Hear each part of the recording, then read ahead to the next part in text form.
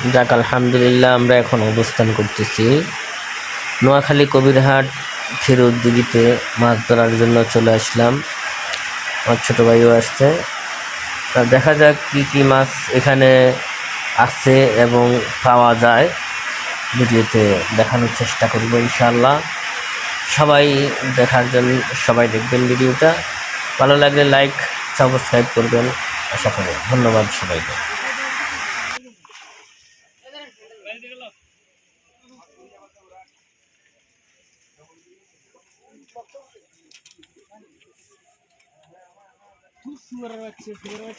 চোখ গাইছে কাতলা হয়েছে। হ্যাঁ, এই সময় চোখ মুখ হয়েছে। এটা কি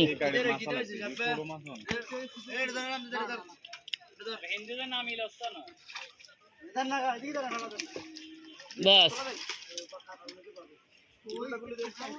কাতলাটি হালাইছে কিছু কাতলাটি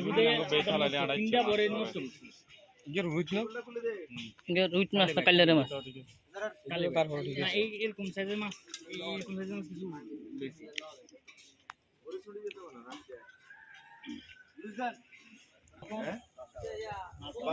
সবাই হালাইতে আছে তাই লুডুস আছে মাছ সব বাসা তো মোটামুটি দিন দিয়ে হালাইতে আছে।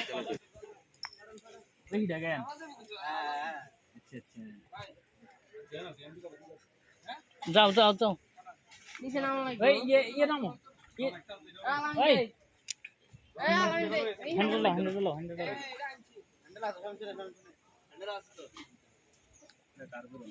কার্পু মাছ চলতে আচ্ছা।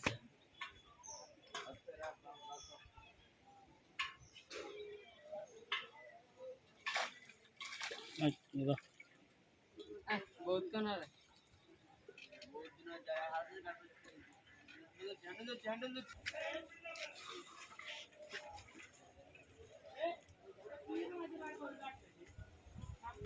दौड़े में डाट कैसे बोली कैसे जय अल्हम्दुलिल्लाह।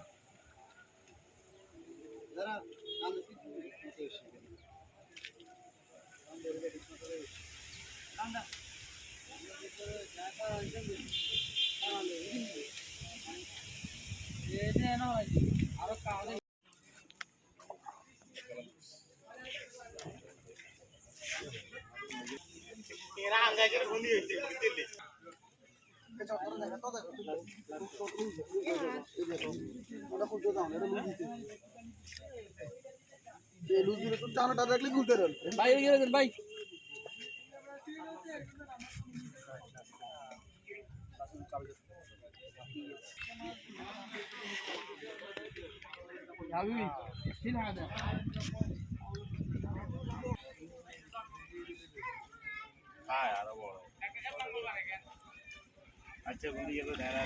তাকে মুহূর্তে বড়ি ডালতেছে, একটা বড়ি পালাইতেছে, দেখা যাক।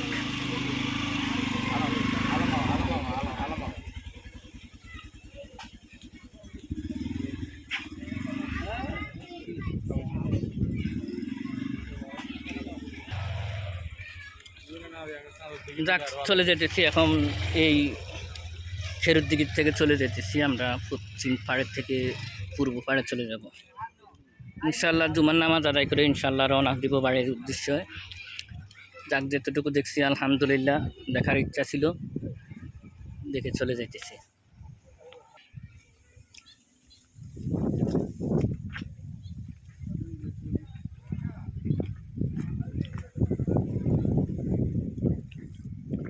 মাছ ধরার জন্য জনসংখ্যা অনেক বেশি, দোনো সাইডে, পূর্ব সাইডে পশ্চিম সাইডে লোকজন অনেক বেশি আছে। চলো যাইও, যেহেতু কষ্ট করে লোকজন আছে, যদি বরাবর মাছ না পায় তাহলে তো কষ্টটা বিফলে। এই কষ্টটা একদম আজকের কষ্টটা, আমরা যে কষ্ট করে আসছি দেখার জন্য, ভিডিও বানানোর জন্য, এবং ছোটো ভাইও মাছ ধরার জন্য আসছে এখানে। আজকে দুদিন ধরে যাবৎ কষ্ট করতেছে।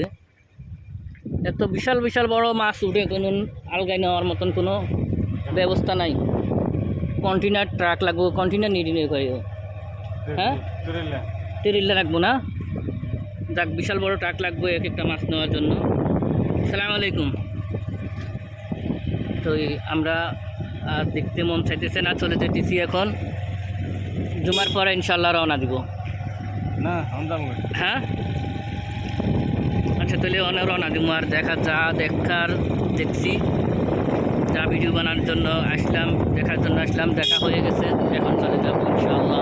কোনো খাদ নাই ডেজারি খাওয়া যাবে ডেজারি খাদের মাছ যদি আটকে রয়েছে না না, ফুল জনসংখ্যা তো বহুত, পশ্চিম পাশে আর পূর্ব পাশে জনসংখ্যার বহুত। এই যে তারা খুব সুন্দর করে ট্রাকে বিভিন্ন জায়গার মধ্যে ঘর বানাইয়া কবরস্থান, এখানে কবরস্থানের চতুর্দিক দিয়ে লোকজন, কবরস্থানের পানি উঠে গেছে কি।